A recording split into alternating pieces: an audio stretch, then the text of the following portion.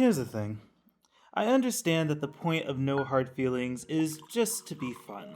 Low involvement, awkward, raunchy fun, starring, of course, Jennifer Lawrence. No Hard Feelings sees Lawrence outside of her dramatic wheelhouse and in a comedy role that, frankly, seems written more specifically for a different actor, who I'll name later. But being what it is, does this transition for Lawrence into raunchy comedy make sense? And does it work for the movie overall?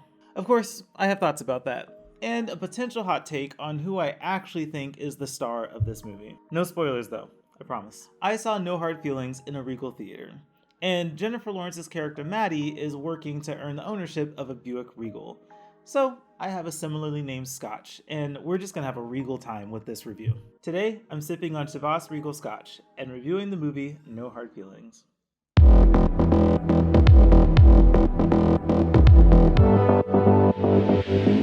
With an abundance of wealth moving into Montauk, New York, Maddie Barker and fellow locals are being priced out of their hometown.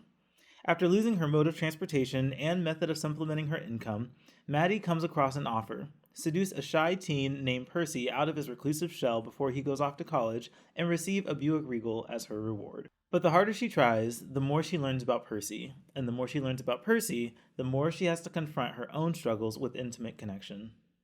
I would be lying if I said I didn't genuinely laugh at some parts of No Hard Feelings. One major misstep this movie manages to avoid is putting all of its funny parts in the trailers. Sure, some signature moments are spoiled in the previews, but I found that there was a lot of subtle comedy that made many scenes in this movie actually unexpectedly more entertaining. Plus, the bones of an interesting and engaging story are there. Each character has understandable internal conflicts to deal with, and the dynamic between Maddie and Percy is actually quite endearing. Even though the overall premise is absurd and the vast majority of supporting characters are obnoxiously silly, on paper, I can see how this movie made sense. But ultimately, the enemies of No Hard Feelings are, admittedly, things that I probably cared more about than I should have, and those were the writing and the film editing. It is possible to breeze through No Hard Feelings on the high of raunchy comedy and the allure of Jennifer Lawrence, but I just had a hard time glossing over the poorly written dialogue, the distracting side characters, and the glaring continuity issues with editing. Like this segment. Two, G&T with lime. We're not open until noon. It is noon. It's 11:57. Now what time is it? 11:56.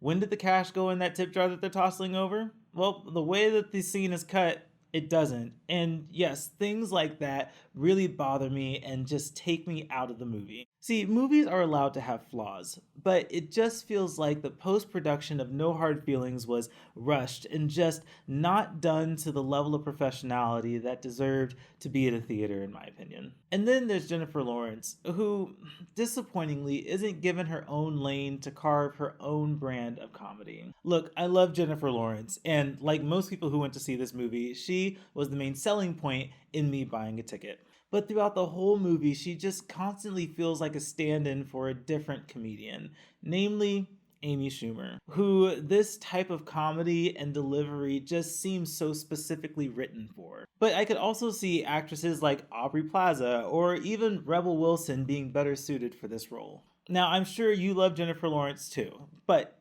if you had to cast someone different for this role, who would you pick?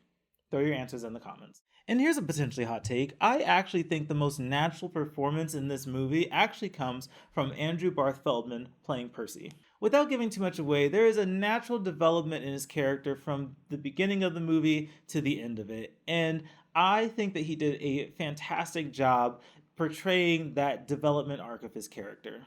So I'm always happy to see when people enjoy a movie more than I do. And I've seen enough ratings to get the indication that more people than not got on board with the fun experience that No Hard Feelings aimed to offer. But for me, and my husband can attest to this, I left the theater unamusingly annoyed at how amateur the production was. So I'm meh about the film as a whole.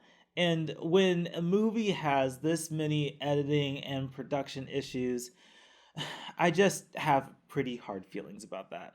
Another thing that I have pretty hard feelings about being indifferent on is this bottle of Chivas Regal Scotch. It has what I think is a classic Scotch taste, and for the relatively reasonable price point, it's a perfectly fine go-to Scotch.